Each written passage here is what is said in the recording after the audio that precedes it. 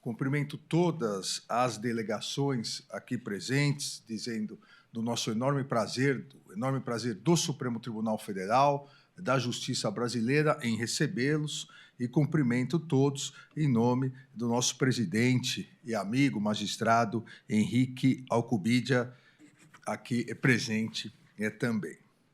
Muito importante esse painel, o painel que vai tratar sobre as questões climáticas, sobre o direito aqui no Brasil, um direito fundamental de quarta geração, direito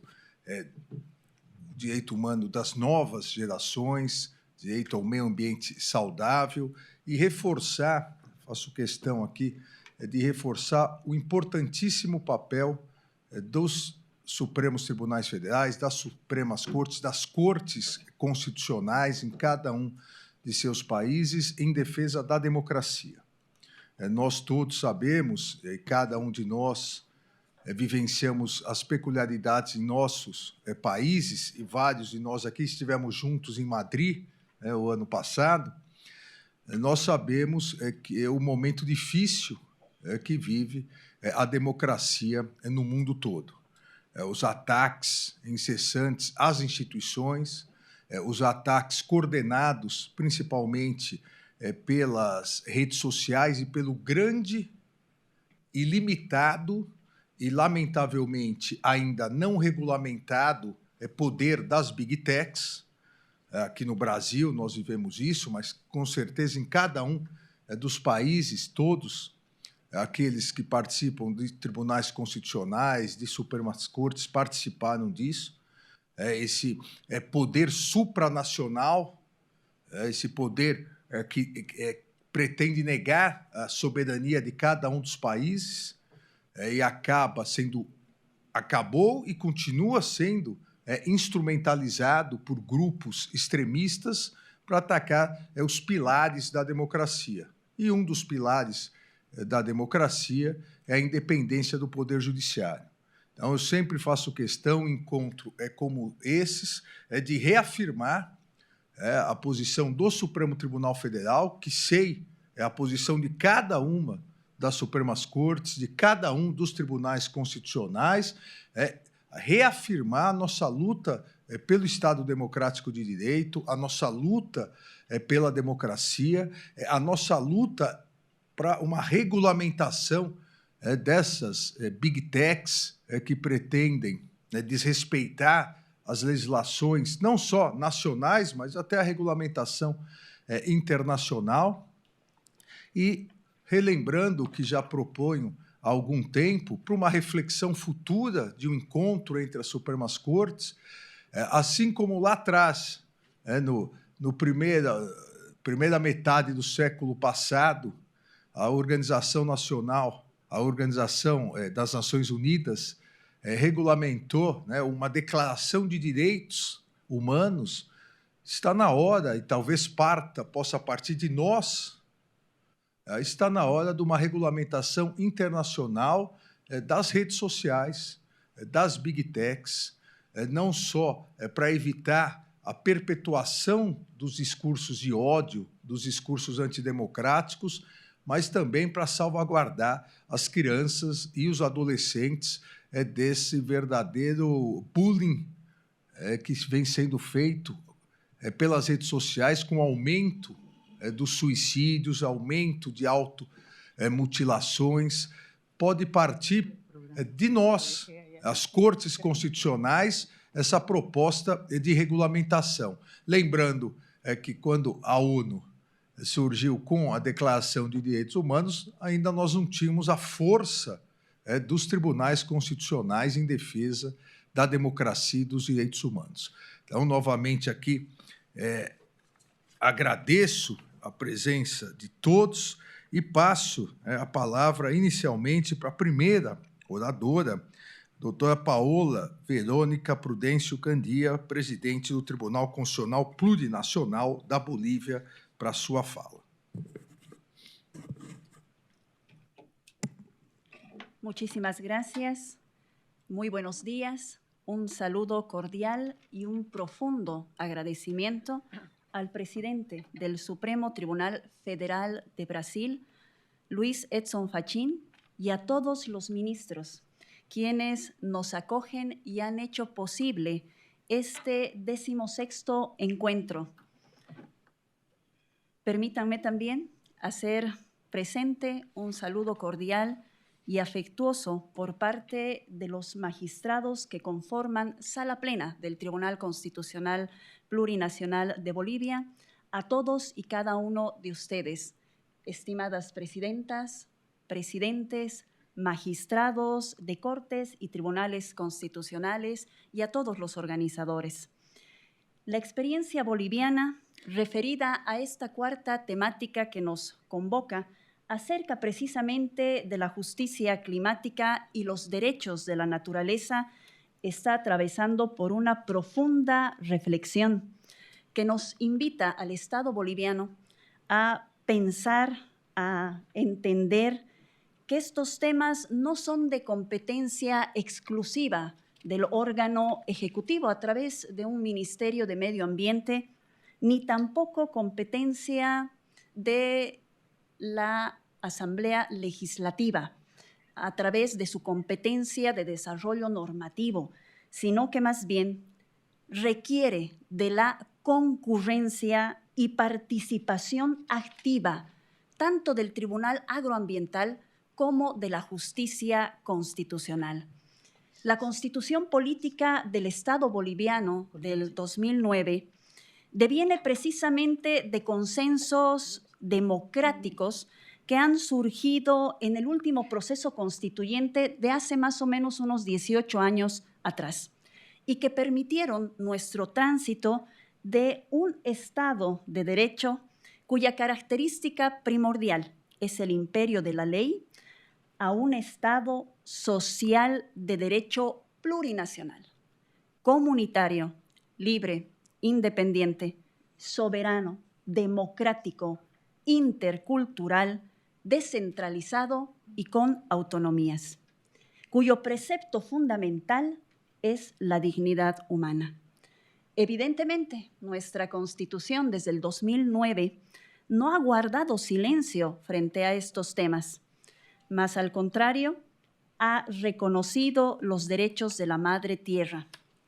Y dado el contexto de esta crisis climática en la que nos encontramos, consideramos que es necesario nuevamente transitar y quizás a través de un nuevo proceso constituyente que nos permita abordar una constitución ecológica, pues en las últimas décadas vemos con bastante preocupación que a las nuevas generaciones les estamos acortando la cantidad y la calidad de los recursos naturales para su subsistencia. Por ello, consideramos que resulta primordial, esencial y vital transitar de este modelo sustentable, pero también extractivista en el Estado plurinacional de Bolivia, para reflexionar hacia una constitución que sea real, efectiva y materialmente proteccionista del medio ambiente. Ello implica que nuestra norma fundamental establezca dentro de su estructura normas, principios, derechos, deberes y valores que protejan al medio ambiente para garantizar la vida en todas sus formas, a partir del reconocimiento expreso de la naturaleza como sujeto de derechos. Si bien la Constitución Política del Estado boliviana ha incorporado pilares fundamentales para el régimen jurídico ambiental, como por ejemplo el contenido en el artículo 8 relativo al principio ético-moral de una sociedad plural basada en el summa camaña, es decir, en el vivir bien, el reconocimiento también expreso del derecho que tienen todas las personas, todos los ciudadanos bolivianos a un medio ambiente saludable, protegido, sustentable, reconoce aquella facultad para ejercer acciones legales en defensa de los derechos del medio ambiente y el deber que tiene el Estado boliviano y la población en su conjunto de conservar, de proteger y de aprovechar de manera sustentable estos recursos naturales con los que cuenta nuestro Estado, declarar también como patrimonio natural y cultural las áreas protegidas. Sumado a ello, es decir, al texto constitucional, contamos con normas propias como la Ley 075, que es la Ley de Derechos de la Madre Tierra, y la Ley 300, que es la Ley Marco de la Madre Tierra y el Desarrollo Integral para el Vivir Bien.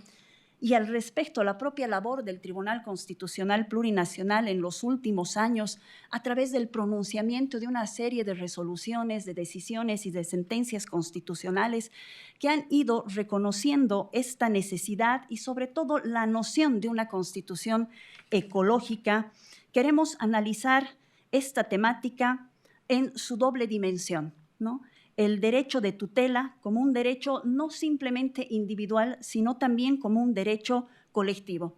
Y a través precisamente del marco normativo y competencial que tiene el Tribunal Constitucional Plurinacional, a través de lo que nosotros entendemos como sus tres brazos operativos que permiten la tutela de derechos a través precisamente del control tutelar, del control normativo previo, posterior y del control competencial, es que estos mecanismos van a permitir precisamente desarrollar una jurisprudencia sólida y en respuesta efectiva a la tutela de estos derechos sin invadir la competencia que tiene otro órgano importante en la estructura del Estado boliviano, es decir, el órgano judicial. Según la Constitución Política del Estado, contamos con un órgano ejecutivo, un órgano legislativo, un órgano electoral y un órgano judicial. El Tribunal Constitucional no forma parte del órgano judicial, pero dentro de esta estructura de administración de justicia, a partir de la Constitución del 2009 se incorpora el Tribunal Agroambiental Boliviano, cuya competencia, cuya atribución está contenida en el artículo 178 de la Constitución, pero que lamentablemente a la fecha pues no cuenta con un código procesal que le permita asumir de manera plena ese cúmulo de competencias y atribuciones que van a permitir también la protección real y efectiva de estos derechos. A la fecha, el Tribunal Agroambiental se encuentra transitando por la Asamblea Legislativa para que finalmente se sancione y se promulgue esta ley que es importante, toda vez de que las resoluciones que van emitiendo se las va desarrollando y se las va construyendo a partir de su propia jurisprudencia, a partir de la jurisprudencia internacional y también de la jurisprudencia que emite el Tribunal Constitucional. Entonces, nuestro Tribunal Constitucional Plurinacional ha entendido que debe ser respetuoso del ámbito competencial de los otros órganos del Estado y de las otras instancias que también tienen el deber de precautelar precisamente estos derechos. Sin embargo, entendemos que no es suficiente el reconocimiento constitucional ni el reconocimiento legal, ni tampoco de repente la construcción aislada de jurisprudencia. Entendemos que es importante aunar estos esfuerzos porque existe una disociación, quiero entenderlo así, entre las políticas públicas que ejerce el Estado y que priorizan la rentabilidad extractiva, que sí se constituye en base fundamental de la economía boliviana, pero que está divorciada precisamente de estos principios, valores y derechos que deben proteger la preservación de un medio ambiente sano. Entonces, entendemos desde el Tribunal Constitucional Plurinacional la importancia de desarrollar jurisprudencia, doctrina constitucional fortalecida en el control ambiental, precisamente a partir de este sistema plural de justicia ambiental que tenemos, en estricta relación y colaboración con el Tribunal Agroambiental. Ahora bien, para lograr esta real protección del medio ambiente desde la visión, desde y conforme al derecho constitucional, entendemos que es necesario incorporar de manera expresa en el texto constitucional boliviano el derecho y el reconocimiento de la Madre Tierra como sujeto de derecho. La incorporación, además, expresa del derecho al clima como un derecho fundamental, el derecho y el desarrollo a que la jurisprudencia también emitida por el Tribunal Agroambiental y por el propio Tribunal Constitucional relativa precisamente a estos derechos tenga que estar también emitida conforme a los estándares interamericanos. Y finalmente, el fortalecimiento de la educación constitucional ecológica en nuestras autoridades jurisdiccionales, es decir, en nuestros operadores de justicia ordinaria, agroambiental y también de la propia justicia constitucional. Por lo que consideramos, finalmente, ya para concluir, la importancia de estos eventos, es decir, este espacio académico que nos permite dialogar entre jurisdicciones, nos permite intercambiar experiencias para fortalecer y consolidar nuestras decisiones que finalmente, entendemos, tienen un objetivo en común: fortalecer la democracia. Que todos avancemos es nuestro objetivo común. Que nadie se quede atrás en este tránsito. Muchísimas gracias.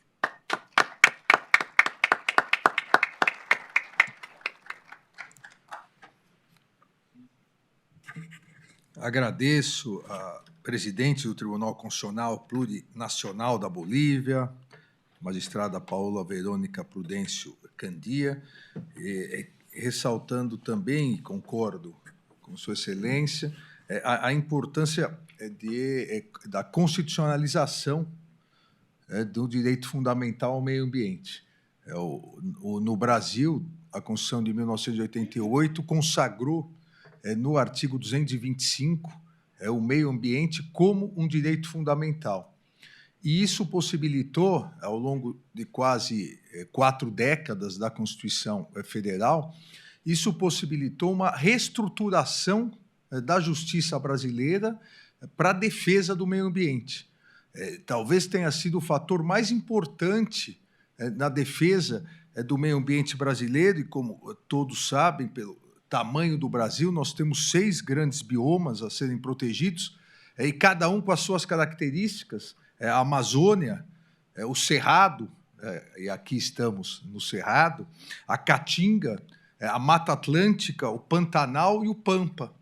E cada um deles, o Pampa lá perto do Uruguai, cada um deles com as suas características.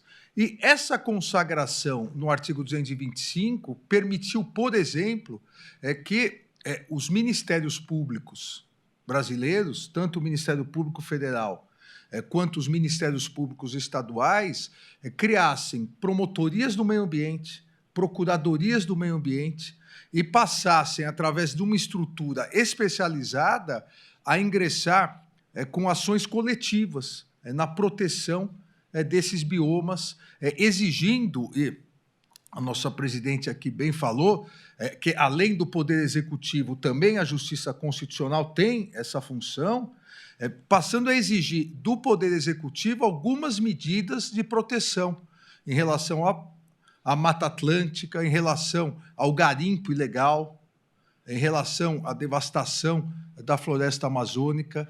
Então, não basta, mas é um ponto importantíssimo, não basta só a consagração material dessa proteção ambiental na Constituição. É necessário uma estruturação daqueles que podem acionar a Justiça, e no caso do Brasil, principalmente, num primeiro momento, o Ministério Público, do qual eu tive a honra de fazer parte por mais de 10 anos da minha vida, e atualmente também a Defensoria Pública atua muito nesse sentido.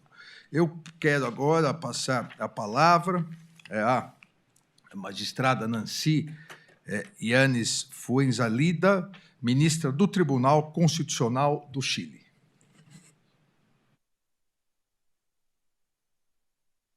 Wagner, AA, Sonteste, Sonteste,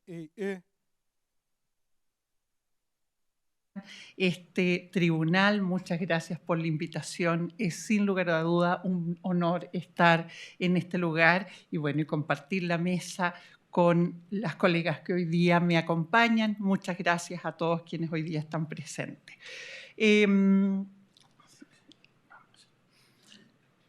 Yo quiero compartir con ustedes algunas reflexiones en torno a la justicia climática y los derechos de la naturaleza en el marco de la jurisprudencia del Tribunal Constitucional chileno. El Tribunal Constitucional ha desarrollado una jurisprudencia robusta centrada en la aplicación del artículo 19, número 8 de la Constitución, que consagra la garantía de protección ambiental, está centrada en la preservación de la naturaleza y más recientemente a propósito del control de constitucionalidad de la Ley Marco de Cambio Climático en la validación de las facultades del Estado para enfrentar este fenómeno. Sobre el deber de preservar la naturaleza, debemos señalar que la Constitución no reconoce la naturaleza como sujeto de derecho, como ocurre en otros ordenamientos de nuestra región. Sin embargo, anclado en el artículo 19, número 8, el Tribunal ha establecido el deber estatal de tutelar la preservación de la naturaleza, indicando que es un imperativo y un mandato directo para todos los órganos del Estado. El Tribunal Constitucional entonces ha pasado de un control más bien formal a ser un actor clave en lo que hemos denominado el Estado medioambiental de derecho, estableciendo ciertas normas y principios en los que se sustenta esta concepción. Algunas sentencias relevantes aquí sobre las que me quiero referir, algunas que dan cuenta de proyectos antiguos no sometidos al sistema de evaluación de impacto ambiental, pero que constituyen espacios de alto impacto ambiental como vertederos sin autorización. Este es el que denominamos el caso Ancud, que ocurre además en una localidad de la isla de la que soy originaria. Sentencias que se han pronunciado sobre la potestad de la administración de declarar de oficio humedales urbanos como sitios de especial significación ambiental, o la norma que se pronuncia sobre el Servicio de Biodiversidad y Áreas Protegidas, que busca robustecer la institucionalidad ambiental en el marco del Poder Ejecutivo. Los argumentos de la mayoría, y hablo de los argumentos de la mayoría porque las sentencias se han adoptado con votos divididos y estos votos divididos reflejan las tensiones en el debate constitucional, que son los que quiero explicitar para poner en la mesa de discusión.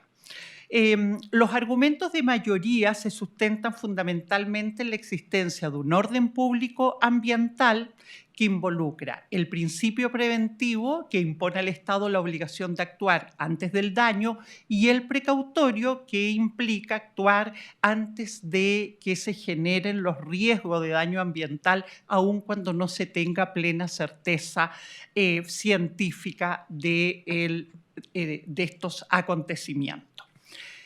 Otro principio rector es la función social de la propiedad. El derecho de propiedad no es un derecho absoluto, así por lo demás lo establece la Carta Fundamental en el artículo 19, número 23 y 24, donde reconoce el patrimonio ambiental como un límite al derecho de propiedad, habilitando al legislador para establecer restricciones específicas en esta materia.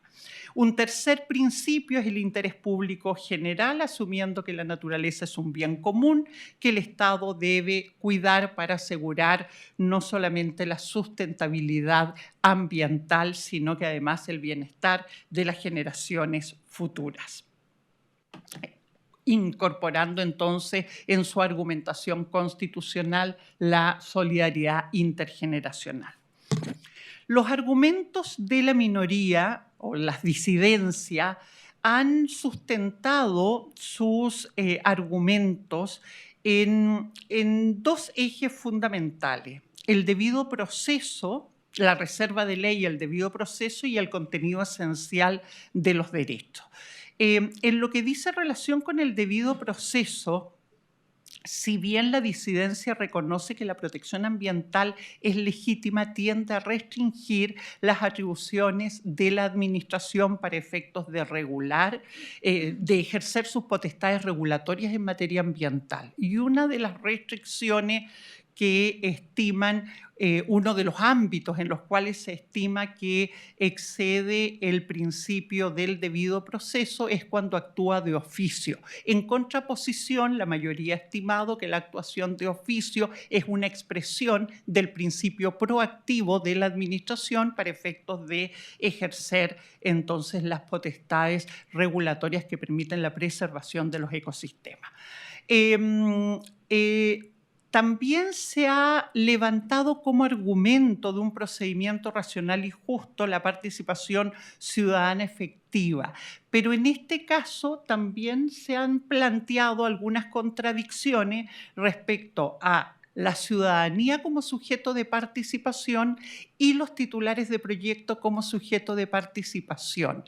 Entonces, el debate sobre la participación ha tensionado el interés de los particulares en el proceso,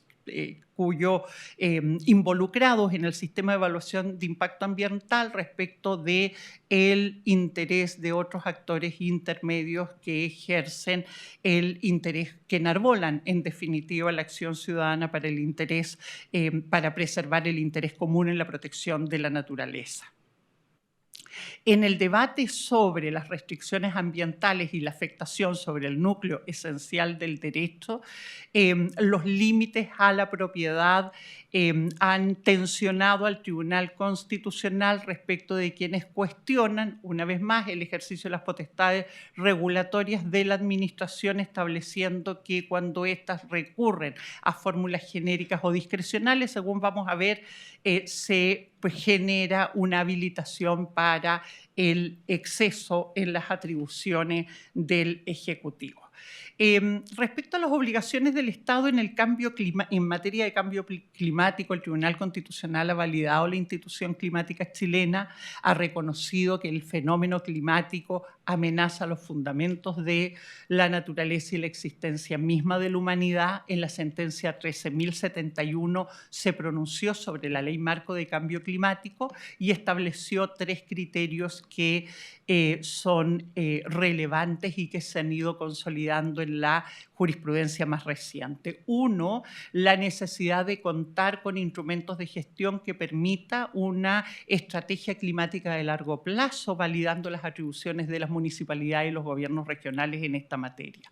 2, habilitar a los tribunales ambientales para ejercer el control judicial de los conflictos que se generen como consecuencia de la aplicación de las normas referidas al cambio climático, particularmente normas de emisión de gases que producen efecto invernadero y proyectos de reducción de emisiones, reforzando con esta atribución el acceso a la justicia climática. Y en materia procedimental, siguiendo específicamente el acuerdo de Escazú, se ha afirmado la obligación estatal de asegurar el acceso a la información estatal como una herramienta de supervivencia frente a las situaciones del cambio generadas por el cambio climático.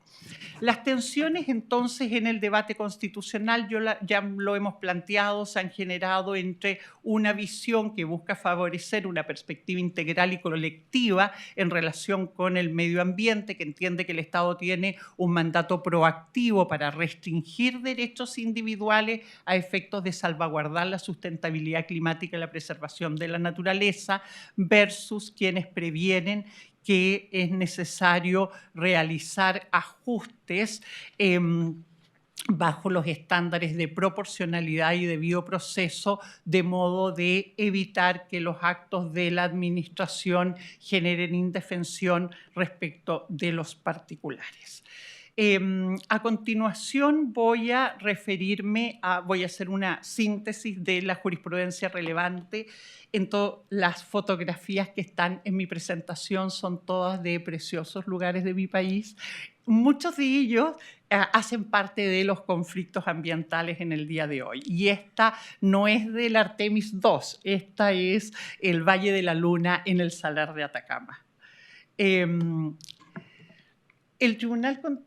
Wow, me queda nada. Entonces, en materia de pesca y acuicultura, el Tribunal Constitucional ha desarrollado los principios el principio de sustentabilidad ambiental y ha tenido que pronunciarse sobre las presunciones de daño ambiental, restringiendo las concesiones de los particulares y regulando los métodos de extracción, particularmente la pesca de arrastre como una de alto impacto ambiental, y ha regulado instituciones como por ejemplo el abandono del procedimiento, que evidencian el cambio de paradigmas en materia procesal, en donde los principios rectores son la actuación de oficio por parte de los tribunales a efecto de salvaguardar los principios de orden público que están en el centro de la controversia,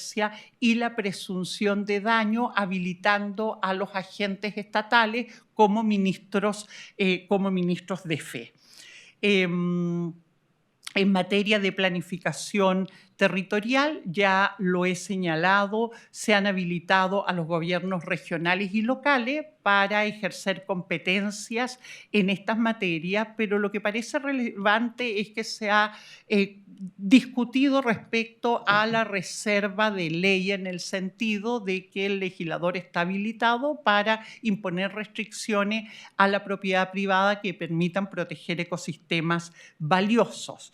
En materia de control de contaminación y evaluación de impacto ambiental, el tribunal ha validado, en función del principio preventivo y precautorio, las normas de emisión.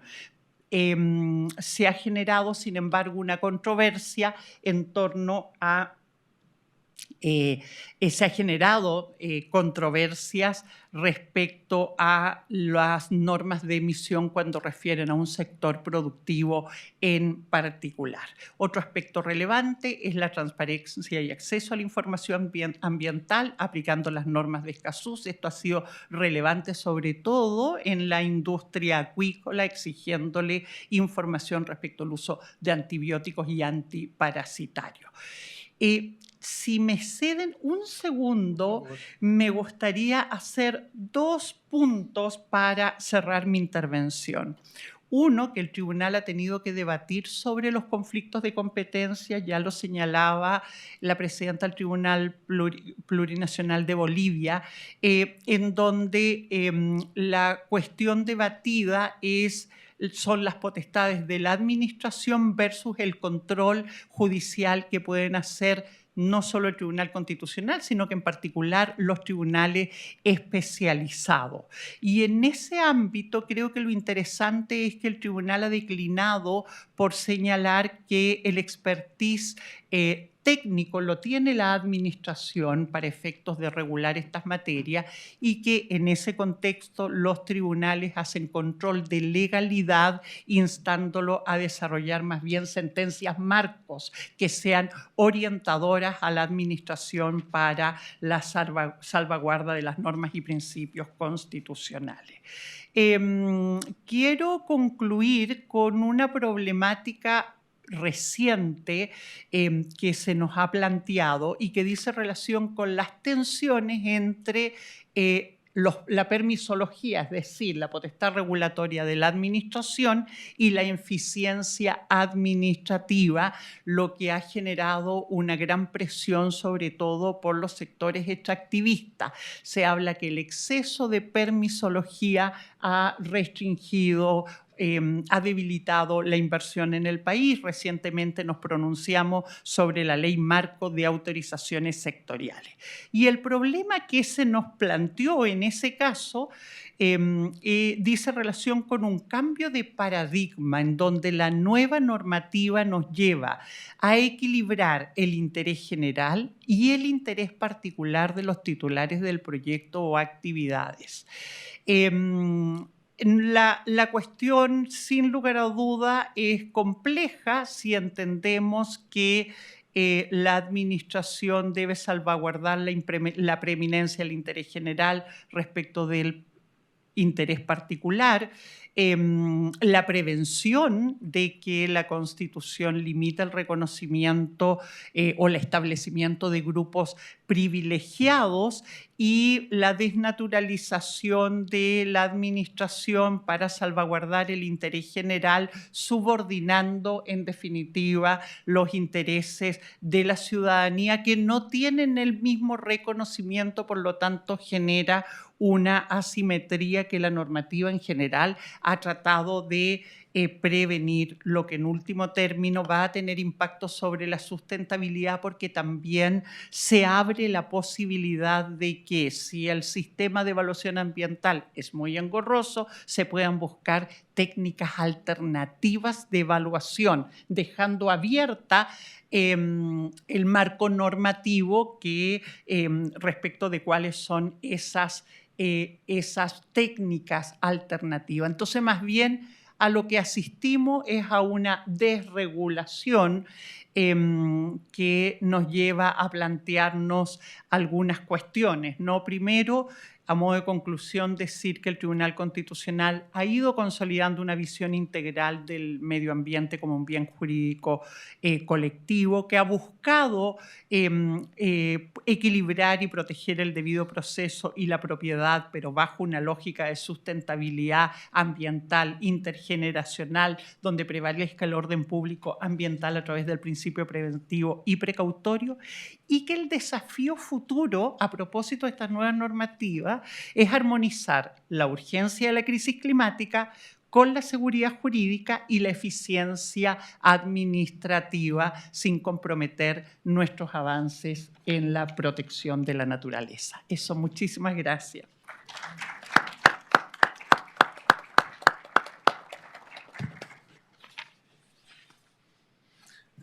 Agradeço a magistrada Nancy, magistrada do Tribunal Constitucional do Chile, e aqui fazendo um rápido paralelo com o Supremo Tribunal Federal, uma questão, são duas questões importantíssimas que a senhora colocou. Uma é o controle, saber delimitar o controle de legalidade, o respeito à discricionariedade administrativa, mas, ao mesmo tempo, a proteção ao meio ambiente. E Vossa Excelência colocou a questão das sentenças marco, de estabelecer determinado marco. E o Supremo Tribunal Federal, aqui no Brasil, nós tivemos a possibilidade, em vários casos, mas eu cito 3 muito importantes, em relação à proteção e efetividade da justiça climática. Um dos casos foi numa ação direta de inconstitucionalidade por omissão do Fundo da Amazônia, na proteção da Amazônia Legal.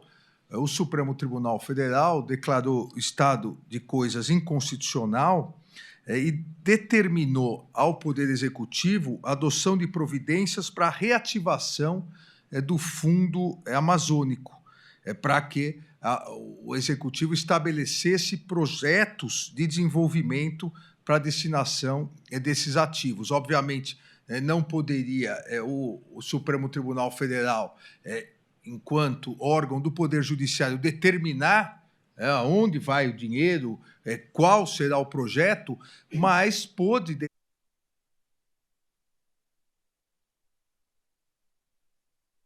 proteção amazônica, à época, tinha 3 bilhões de reais. E o governo, ao invés de destinar para a proteção climática, fazia o que vários governos fazem, independentemente de coloração ideológica, superávit primário.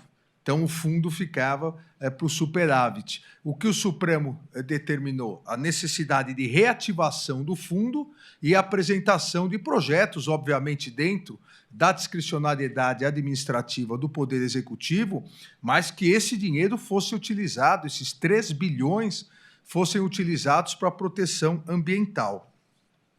Uma outra questão de grande relevância dentro dessa ideia de respeito à discricionariedade administrativa, mas determinar que marcos de proteção sejam efetivados pelo Poder Executivo foi em relação à situação drástica, cruel, enfrentada pelo povo Yanomami no Brasil, em virtude do garimpo ilegal. Também o Supremo Tribunal Federal suspendeu uma norma legal que estabelecia, por incrível que pareça, mas estabelecia a presunção de legalidade de ouro adquirido de boa-fé. Então, as pessoas compravam no garimpo ilegal, revendiam, e essa terceira pessoa era considerada de boa-fé, e, em virtude disso, não poderia ser penalizado. O que ocorria? Ocorria que o garimpo ilegal só aumentava, porque, obviamente, dentro da cadeia de compra e venda, alguém sempre poderia alegar boa-fé. E essa extração de ouro ela era feita principalmente nas terras do povo Yanomami. E isso vinha gerando mortes de crianças, assassinatos, a exploração, serviço escravo. E o Supremo Tribunal Federal não só declarou inconstitucional, como determinou um prazo de 90 dias ao Poder Executivo para que o Poder Executivo estabelecesse um novo marco normativo em relação aos garimpos. E ainda um terceiro caso importante, em que o Supremo Tribunal Federal, na chamada pauta verde, determinou ao Poder Executivo que estabelecesse, nos termos da Constituição, o plano de prevenção e controle do desmatamento da Amazônia. Há essa previsão no ato das disposições constitucionais transitórias do texto constitucional brasileiro, e isso não vinha sendo realizado. Então, da mesma forma que não poderia o Supremo Tribunal Federal estabelecer esse plano, mas pôde determinar um prazo para que o próprio Executivo, dentro da sua discricionalidade administrativa, estabelecesse.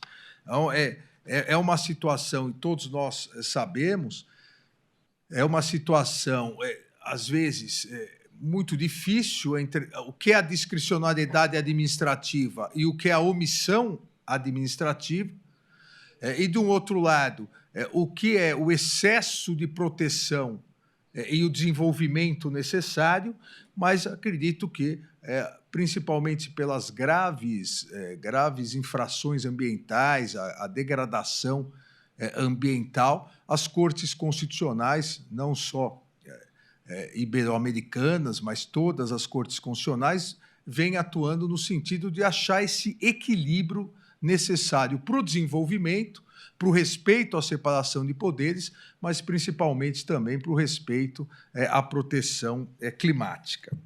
Eu tenho agora a honra de passar a palavra à magistrada presidente da Sala Constitucional da Corte Suprema de Justiça de Honduras, a magistrada Sônia Villeda, que tem a palavra. Muchas gracias. Honorables magistradas, magistrados, señoras, señores, quiero en primer lugar agradecer profundamente este espacio que nos ha permitido una reflexión no solo jurídica, sino que también institucional. Agradezco la siempre entusiasta colaboración del presidente de la Conferencia Iberoamericana de Justicia Constitucional, el jurista español Pedro Alcubía. Muchas gracias. Agradezco también al Supremo Tribunal Federal por esta cálida estadía que nos ha permitido aquí en este tan perfecto lugar. Todo muy organizado, todo muy bien pensado. Es para mí un honor compartir este espacio con el vicepresidente del Supremo Tribunal Federal, el ministro Alexandre de Moraes, a quien particularmente, a quienes venimos de la lucha social, de la defensa de los derechos humanos, a quienes soñamos con una sociedad más justa, más equitativa y más humana, le rendimos nuestra admiración por las ejecutorias tomadas a lo largo de su carrera. Obrigado. Nosotros hemos sobrevivido a la Guerra Fría. Fui fiscal especial de derechos humanos y hicimos la lucha, pero no logramos resultados positivos. Pero la historia sigue. El tema que hoy nos convoca, el cambio climático y los derechos de la naturaleza, es un tema que compromete de manera creciente a nuestras sociedades, a nuestros estados y a los sistemas de justicia de mi país, de la región y del mundo. En la actualidad, el cambio climático trasciende el ámbito estrictamente ambiental o científico. Plantea implicaciones para los derechos humanos, la institucionalidad democrática y los sistemas de justicia. Honduras continúa entre los países más vulnerables a los efectos del cambio climático. Sequías, inundaciones, pérdida de biodiversidad, degradación forestal, inseguridad alimentaria, desplazamientos humanos asociados a fenómenos climáticos extremos conforman nuestra cotidianidad. De estos factores anticipamos primordialmente que el fenómeno del cambio climático se percibe como un problema eminentemente ecológico. Sin embargo, tal y como se ha planteado desde la óptica de la justicia climática, el cambio climático no es solamente una cuestión ambiental, es un tema de preocupación social. Pues ciertamente que sus efectos inciden directamente en el goce efectivo de los derechos fundamentales, sobre todo de los grupos más vulnerables, disminuyendo su derecho a la vida, a la salud, limitando su acceso a fuentes de agua y a una alimentación adecuada, privándoles de una existencia digna e incluso, por su condición desigual, afectando su elemental derecho de acceso a la justicia. Desde esa perspectiva, el cambio climático deja de ser únicamente una preocupación ambiental para convertirse también en un desafío jurídico e institucional que interpela directamente a los estados y particularmente a nosotros, los operadores de la justicia, particularmente a nosotros. Reconocemos que la protección ambiental no constituye un interés abstracto secundario, sino que se trata de una responsabilidad pública vinculada a la preservación de condiciones indispensables para la vida, la salud y sobre todo el bienestar colectivo. Los deberes para el Estado hondureño en este respecto establecidos constitucionalmente son meridianamente claros y asumidos como prioridades de manera formal.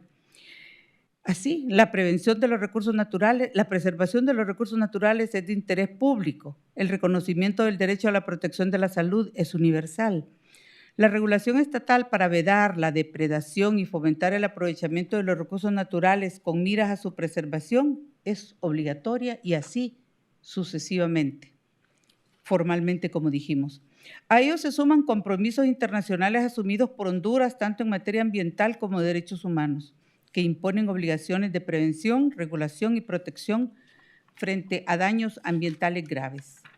La Corte Interamericana de Derechos Humanos, en su opinión consultiva OC-23, pleca 17, sobre medio ambiente y derechos humanos, sostuvo que existe una relación innegable entre la protección del ambiente y la efectividad de otros derechos fundamentales, señalando que la degradación ambiental y los efectos adversos del cambio climático pueden afectar de manera directa y grave el derecho a la vida, a la integridad personal, a la salud y sobre todo al agua.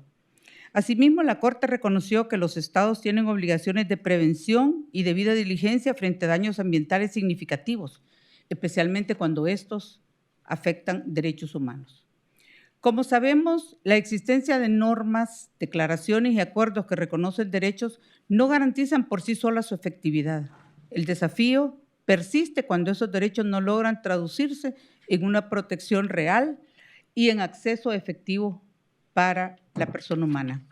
Con mayor frecuencia, nuestra justicia conoce asuntos relacionados con conflictos ambientales, acceso a recursos naturales, impactos sobre comunidades vulnerables, omisiones administrativas, riesgos colectivos y deberes estatales de prevención, lo cual nos obliga a reflexionar sobre el papel que corresponde al Poder Judicial dentro del Estado constitucional de derecho. La justicia climática nos orienta a reconocer que los efectos del cambio climático afectan de manera diferenciada a las personas y a las comunidades más vulnerables, lo que repercute directamente en la tutela de sus derechos y en el acceso a la justicia. La justicia climática plantea a los órganos jurisdiccionales la necesidad de garantizar que las actuaciones públicas y privadas vinculadas al ambiente se desarrollen dentro del marco constitucional, legal y convencional de protección de los derechos fundamentales. Ello exige fortalecer mecanismos de tutela judicial efectiva frente a afecciones ambientales graves, así como asegurar el respeto a los principios de legalidad, de prevención y responsabilidad en la gestión de los recursos naturales. En este contexto corresponde al Poder Judicial desempeñar su función dentro del marco de sus competencias, garantizando la protección de los derechos cuando estos resulten afectados por acciones u omisiones, sea de manos privadas o estatales, que comprometan el ambiente y las condiciones de la vida de las personas. La función jurisdiccional enfrenta hoy retos particularmente complejos frente a conflictos ambientales y climáticos. La complejidad técnica de los conflictos climáticos y la necesidad de garantizar acceso efectivo a la justicia para comunidades vulnerables obligan a los sistemas judiciales a desarrollar respuestas más especializadas, más coherentes y sobre todo oportunas con los principios constitucionales y convencionales de protección. A nivel comparado, distintos tribunales han desarrollado criterios relevantes en esta materia, particularmente en lo referente a deberes estatales de prevención, protección de ecosistemas estratégicos y la salvaguarda de los derechos frente a riesgos ambientales graves. En el caso hondureño, la problemática ambiental se vincula frecuentemente a conflictos relacionados con el uso y aprovechamiento de recursos naturales, contaminación de fuentes de aguas, actividades extractivas y afectaciones a comunidades vulnerables, lo cual exige políticas públicas y acciones judiciales que garanticen la protección ambiental, la legalidad, los derechos humanos y los mecanismos de participación ciudadana. No podemos desconocer la situación de riesgo y vulnerabilidad que históricamente han enfrentado personas y comunidades dedicadas a la defensa de los derechos ambientales en nuestro país, así como el alto costo humano que lamentablemente han acompañado la conservación del ambiente y nuestros recursos naturales. Casos ampliamente conocidos, así como decisiones de la Corte Interamericana de Derechos Humanos, como el caso de Blanca Yanet Caguas, asesinada por defender el medio ambiente, Carlos Luna, igualmente, Berta Cáceres, premio Goldman al activismo y a la protección de los derechos ambientales, fue asesinada hace 10 años, precisamente el 3 de marzo de 2016, y creo que su muerte fue lamentada a nivel internacional. Una defensora del agua, una defensora del medio ambiente, una defensora de la flora, la fauna del país, fue asesinada por proteger nuestros recursos humanos.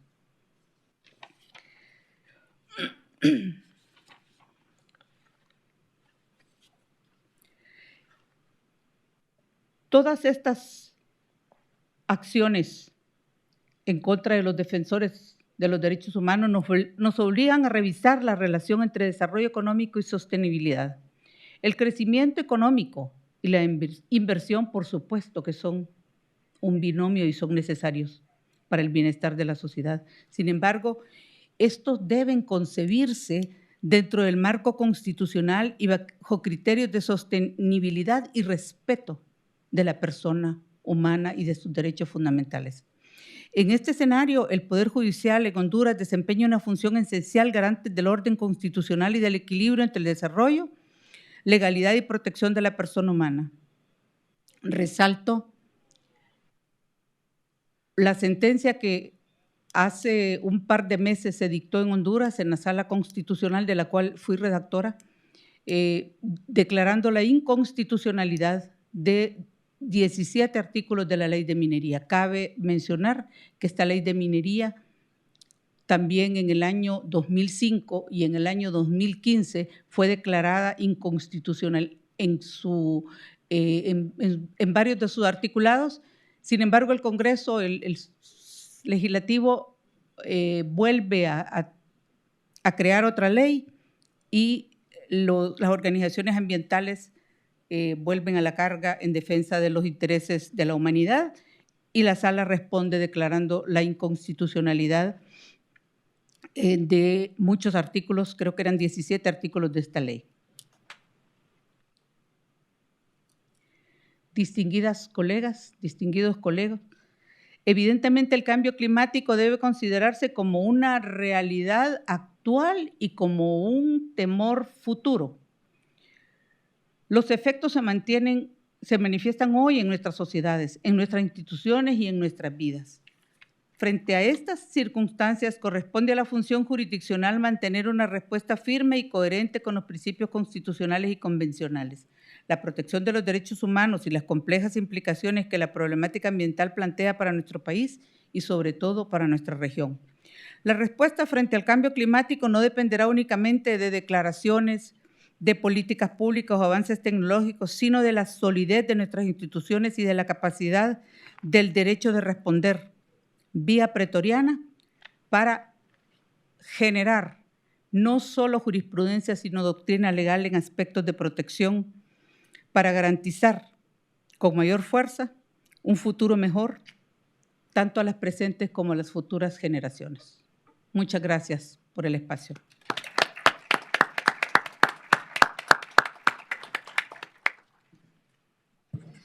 Agradeço a magistrada Sônia Vileda, presidente da Sala Constitucional da Corte Suprema de Justiça de Honduras, e nós podemos verificar e nos orgulhar, em cumprimento aqui ao nosso presidente do Supremo Tribunal Federal, ministro Luiz Edson Fachin, e sua esposa, nós podemos perceber, e como disse, nos orgulhar das cortes constitucionais ibero-americanas, porque com algumas, obviamente, peculiaridades, mas todas, assim como esse Supremo Tribunal Federal, todas caminham no sentido da consagração de princípios básicos de defesa desse direito fundamental, que é a proteção ambiental, proteção ao meio ambiente.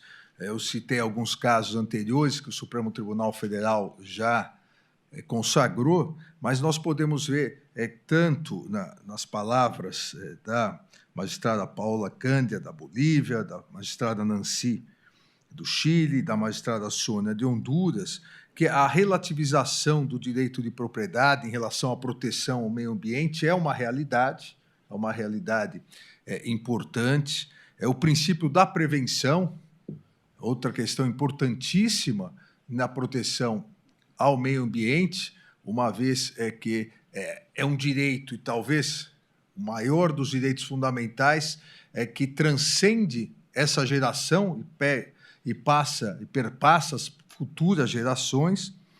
E também algo aqui importante, faço questão de salientar que esse Supremo Tribunal Federal consagrou também a imprescritibilidade do dano ambiental. Tamanha a importância da proteção ambiental que o Supremo Tribunal Federal, depois de muito debate, determinou em sede de repercussão geral, ou seja, em sede de efeitos vinculantes a todo o Poder Judiciário, determinou que o dano ambiental é imprescritível, ou seja, não importa o tempo em que ele foi praticado, é obrigatório a sua reparação. Isso também serve preventivamente como uma grande proteção. Eu quero agradecer e, obviamente, como vice é vice, quem manda é o presidente, eu quero agradecer, mas vou chamar o presidente para fazer o encerramento desse painel, mas quero agradecer as minhas companheiras aqui de bancada, as magistradas Paola, Nancy e Sônia. Também quero agradecer a presença dos magistrados de diversos países, o meu amigo e magistrado espanhol Henrique Alcubidia, que é presente, o secretário-geral também da conferência, Andrés Gutierrez Gil, do Tribunal Constitucional Plurinacional Da Bolívia, além da sua presidente já citada, a magistrada Amália Lauda Vilca. Do Tribunal Constitucional do Chile, já agradeci a magistrada Nancy. Da Corte Constitucional da Colômbia, aqui presentes a sua presidente, a magistrada Paola Mosqueira, o magistrado Miguel Polo Roseiro. Da Corte Suprema da Justiça de El Salvador, magistrado Luiz Javier Magana. Da Corte Constitucional do Equador, magistrado Richard Ortiz, e também a diretora do Centro de Estudos e Difusão de Direito Constitucional, Daniela Poço. Do Tribunal Constitucional da Espanha, a magistrada Imaculada Huertas, vice-presidente do Tribunal Constitucional Espanhol, o magistrado Juan Carlos Moreno. Da Corte Suprema de Honduras, já agradeci a presença da sua presidente. Da Corte Suprema de Justiça do Paraguai, o magistrado César Ediesel. Do Tribunal Constitucional do Peru, magistrado César Cardiche, diretor-geral do Centro de Estudos Constitucionais, o magistrado Francisco Saraiva. Do Tribunal Constitucional de Portugal, a juíza conselheira Mariana Canutilho. Do Tribunal Constitucional da Suprema Corte da Justiça do Uruguai, a ministra Doris Morales, presidente, o ministro John Pérez Brignani, aqui presentes. A presidente da Corte de Angola, representando a Conferência de Jurisdições Constitucionais Africanas, a magistrada Laurinda Jacinto Prazeres, e também a diretora do Gabinete de Intercâmbio e Relações Internacionais, Aida Gonzalez. Da Conferência de Justiça Constitucional dos Países de Língua Portuguesa, o magistrado José Pina Delgado. E da Conferência de Cortes Constitucionais Europeias, onde o presidente de turno agora é da Albânia, a presidente juíza Fiona Papa Jorge, a juíza Marcida Chafelari, o juiz Gente Ibrahimi, a juíza Mardiana Semini e o juiz Ilir Tosca. E do Tribunal Permanente de Revisão do Mercosul, também presente, o embaixador Eládio Loizaga e o secretário do tribunal, a secretária, Natasha Suné. Agradecer a presença de todos, é uma honra para o Supremo Tribunal Federal, e chamar o nosso presidente, o ministro Luiz Edson Fachin, para fazer o encerramento desse painel.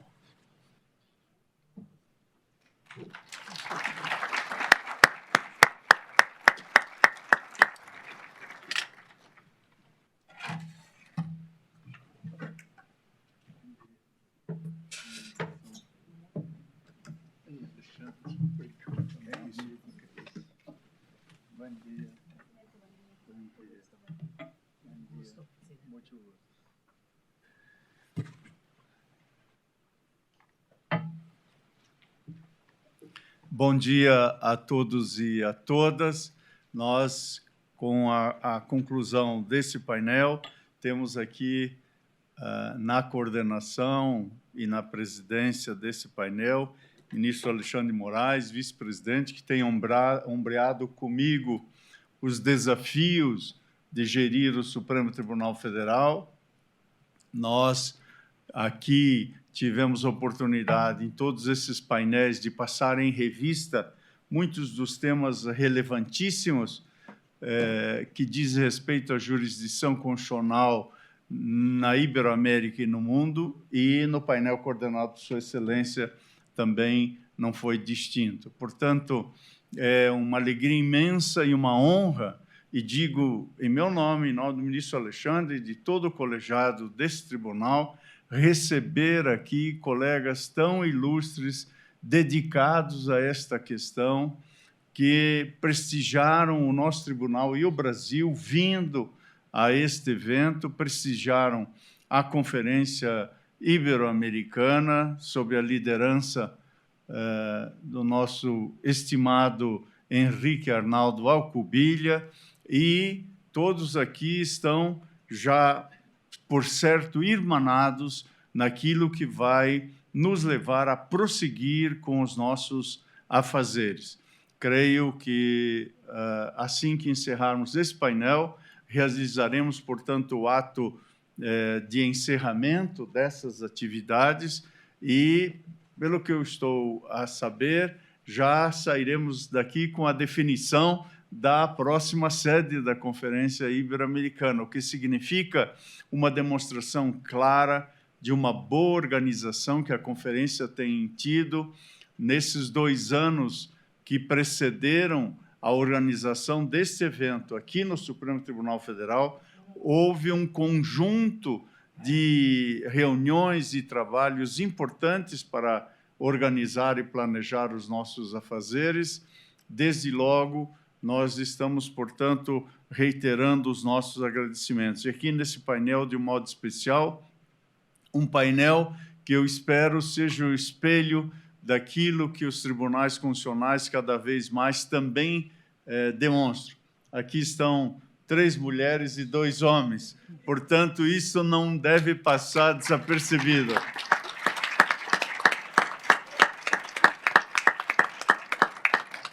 E o melhor disto é que isso se passe com naturalidade, né?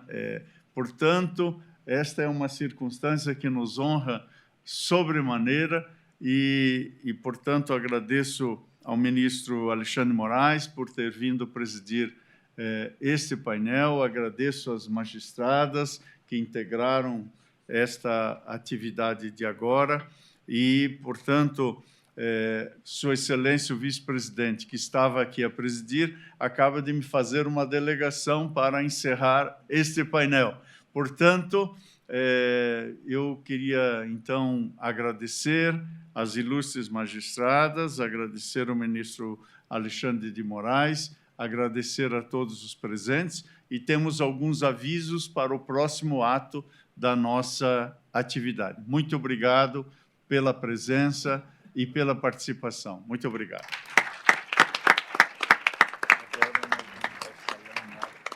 Senhoras e senhores, com a devida autorização, declaro encerradas as sessões temáticas da 16ª Conferência Ibero-Americana de Justiça Constitucional. A todos uma excelente tarde.